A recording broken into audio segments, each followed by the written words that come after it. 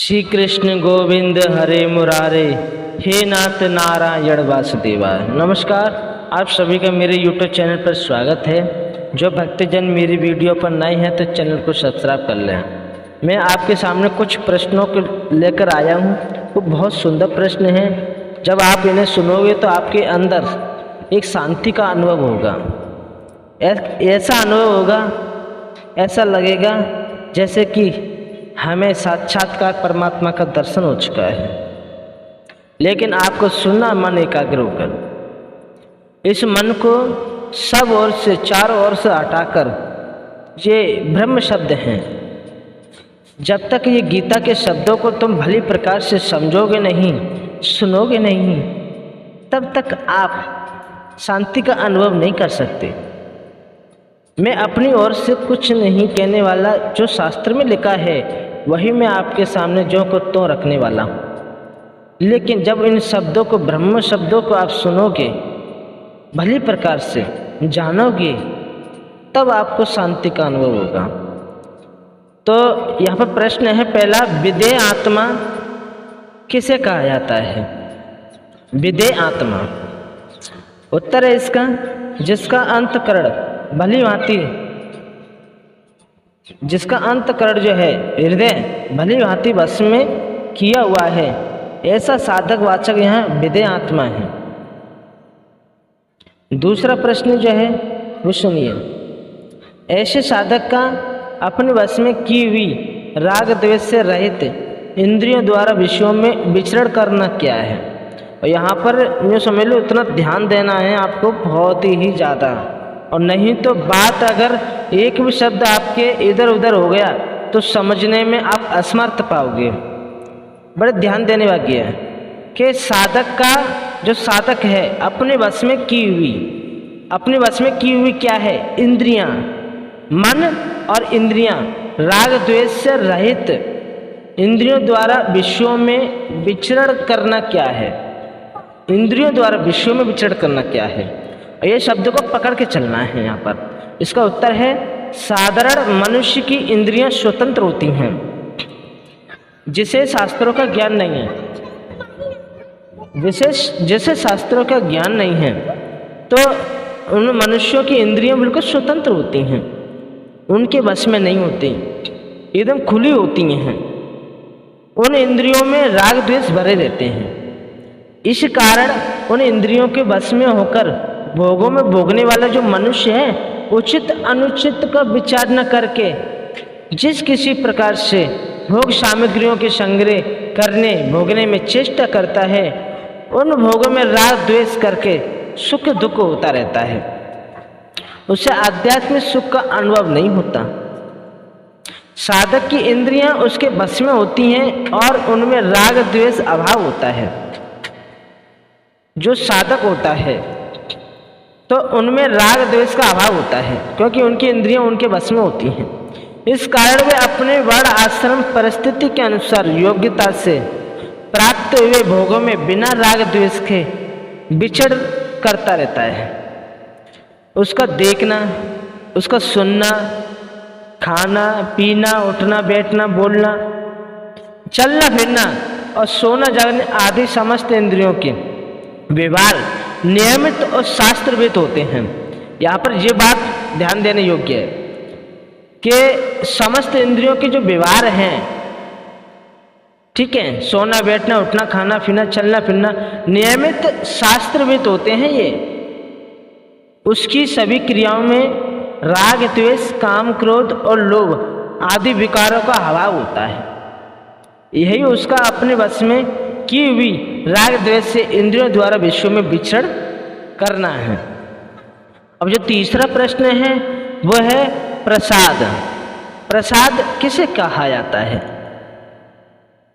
जैसे कि मंदिर में जो प्रसाद बंटता है, लोग प्रसाद देते हैं, तो प्रसाद किसे कहा जाता है? बड़े ध्यान देने योग्य बातें हैं।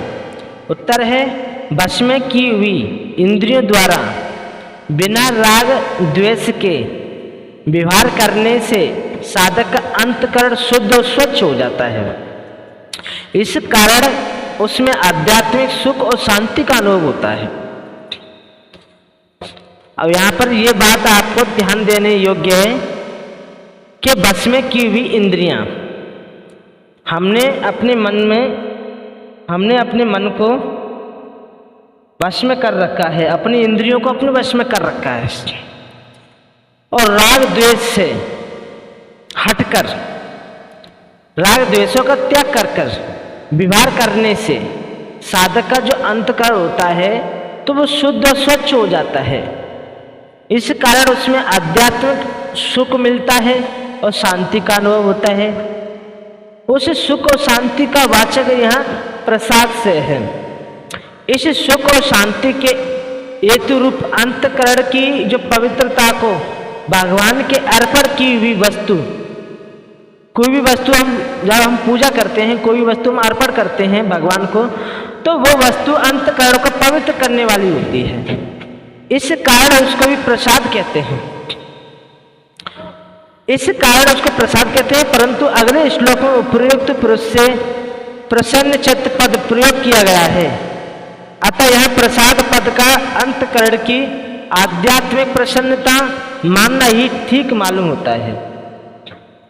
तो ये तो तीसरा प्रश्न हुआ।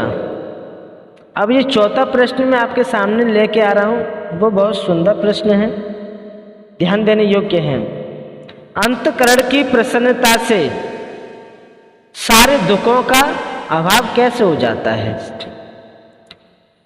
मनुष्य सबसे ज्यादा सुख की ओर भाग रहा है कि मुझे सुख प्राप्त हो, लेकिन उसे दुख मिलता है।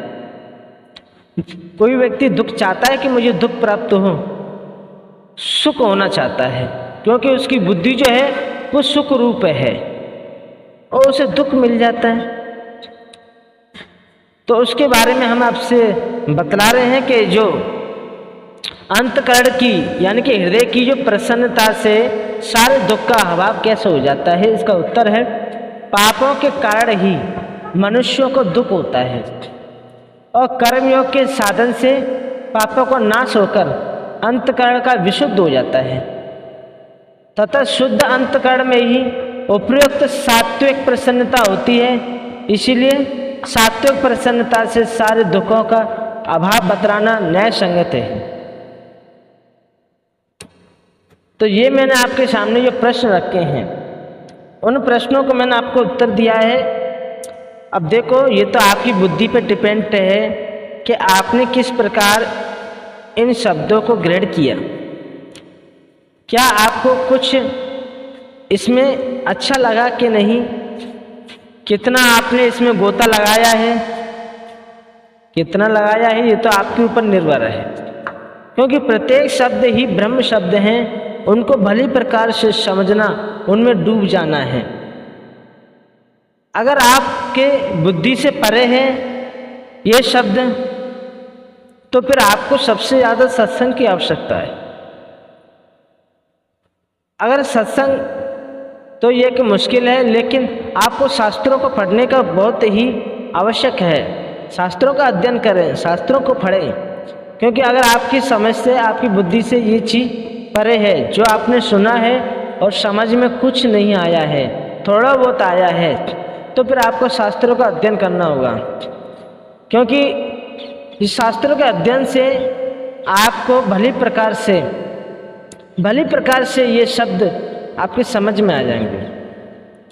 तो प्यारे श्रोताओं, भक्तजनों, मैं अपनी वाणी को विराम देता हूँ। जय श्री कृष्ण। ओम नमो भगवते वासुदेवाय।